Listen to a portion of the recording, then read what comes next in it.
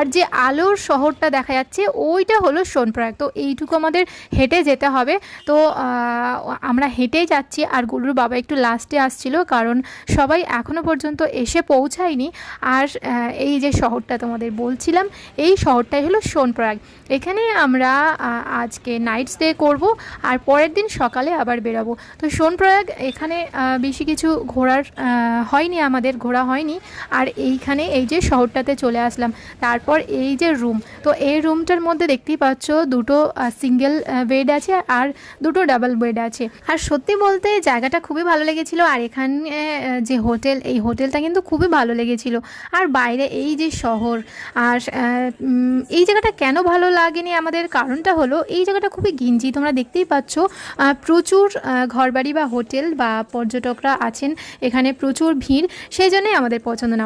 আর আমি এখনও হাঁটতে পারছি না, পায়ের অবস্থা খুবই খারাপ।